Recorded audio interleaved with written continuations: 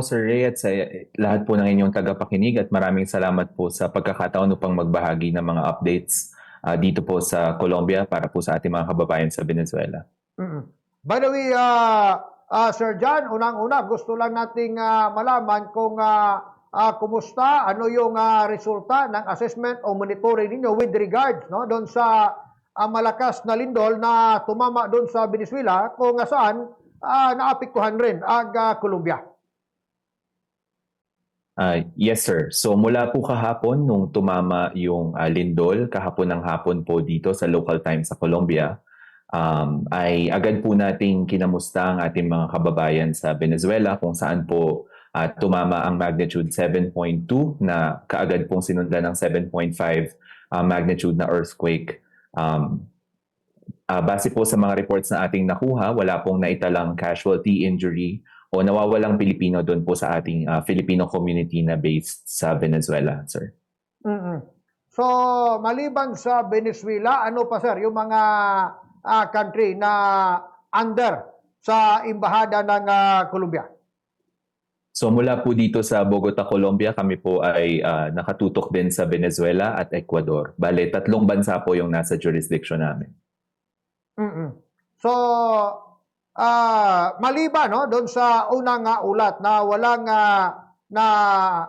nadadamay na mga kababayan natin, ano naman, gaano naman kalaki yung nagiging epekto nito base na rin sa mga informasyon na nakalap ninyo doon sa Venezuela, Sir John?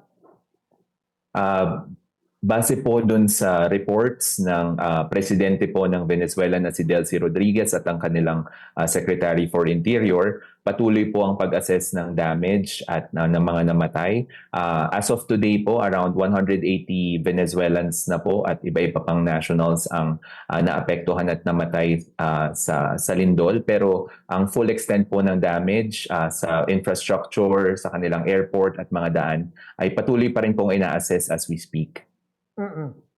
Hindi ba nahihirapan na Sir John, base sa pagkakaalam ninyo, yung mga rescuers na patuloy ngayon sa kanilang ginagawa ng mga retrieval operation?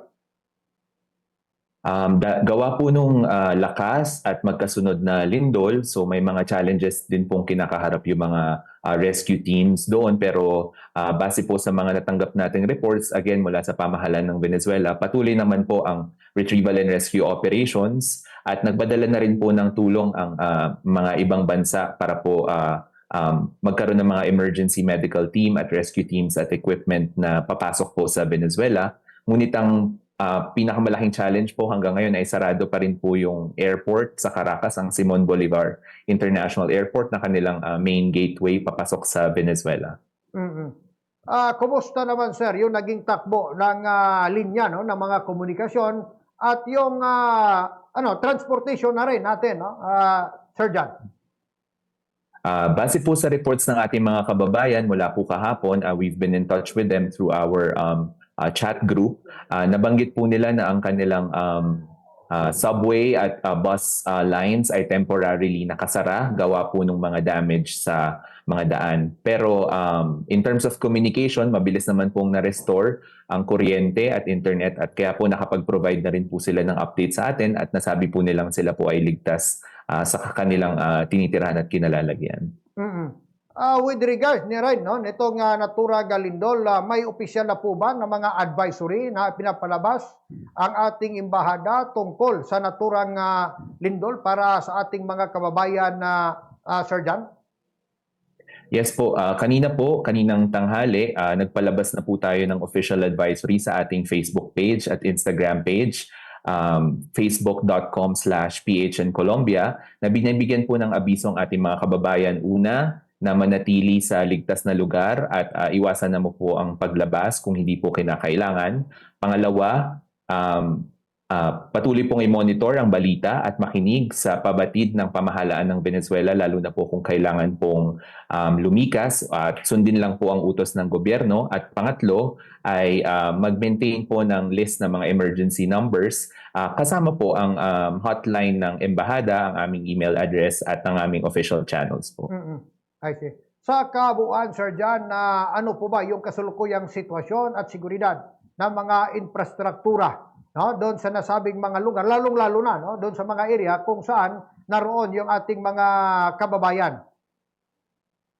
Mula po kahapon, may mga natanggap po tayong report sa ating mga kababayan na pansamantalang pinalikas po sila upang magkaroon ng quick assessment doon po sa kanilang mga apartment buildings. Pero ang mga reports naman po nating natanggap ay pinabalik din po sila nung kinagabihan. So wala naman pong maximum o mataas na level of damage doon po sa kinalalagyan ng ating Filipino community. So ang reports po natanggap natin ay kung saan po sila naninirahan at tumutuloy ngayon ay ligtas naman po silang nandoon, sir. Kung sakasakali, Sir John, no, paano makikipag-ugnayan ang ating mga kababayang Pilipino sa embahada natin kung kailangan nila ng tulong? Gaya po ng nabanggit natin kanina, bukas po ang aming mga line of communication. Una po via email sa bogota.pe@dfa.gov.ph. Ulitin ko po, it's bogota.pe@dfa.gov.ph. Ang ating official Facebook page, facebook.com/ph in Colombia, facebook.com/ph in Colombia, at ang ating hotline numbers +57 314-299-8808 +57 314-299-8808 po. I see. Hindi mapagkaila na yung mga pamilya ng mga kababayan natin na nandyan, no, sa naturang mga lugar kung saan tumama at naapektuhan itong lindol, nafe-feel nila, no, yung pighati, no? Kumbaga yung pag-alala, no? Lalong-lalo na medyo apektado yung linya ng ating mga komunikasyon. So, paano po ba ang kanilang dapat gawin para makausap man lang, malaman kung ano ang sitwasyon ng kanilang mga kamag-anak dyan sa Venezuela, sir?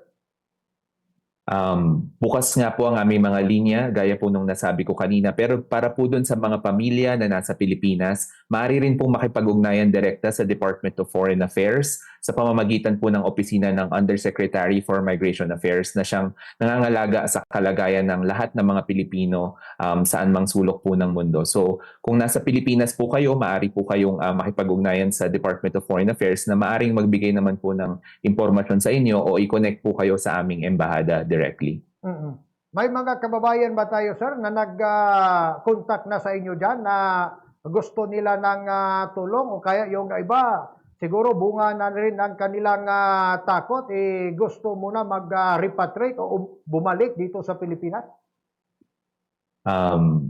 Naitanong na rin po natin ito mula kahapon sa ating mga kababayan, pero as of today po hanggang kaninang hapon, wala pa naman po tayong natanggap na any request of assistance from our Filipino nationals sa Colombia. Pero siniguro po namin sa kanila na nananatiling bukas ang embahada sa kung anumang tulong na kailangan po nila para po sa mga susunod na araw kung may mag-arise po na any need for any assistance of a form of assistance needed. Nakikipag-ugnayan na rin po tayo sa ating Migrant Workers Office sa Washington DC na mayroong jurisdiction sa South America kung sakali mang pong may ganitong mga request po na dumating sa mga susunod na araw. Last na, sir, ano po ba yung mga karagdagang mensahe na nais nyong may parating doon sa ating mga kababayan, lalong-lalo na, no, doon sa kababayan natin na ang kanilang mga pamilya nandyan, no, sa naturang mga bansa?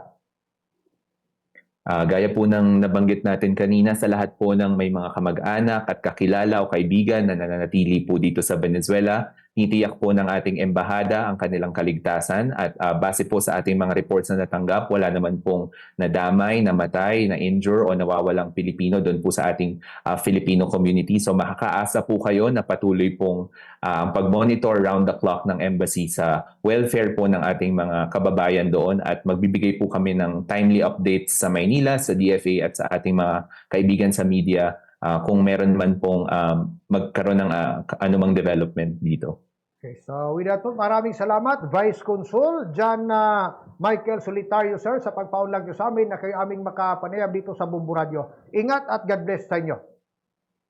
Maraming salamat po sir at salamat po ulit sa pagkakataon.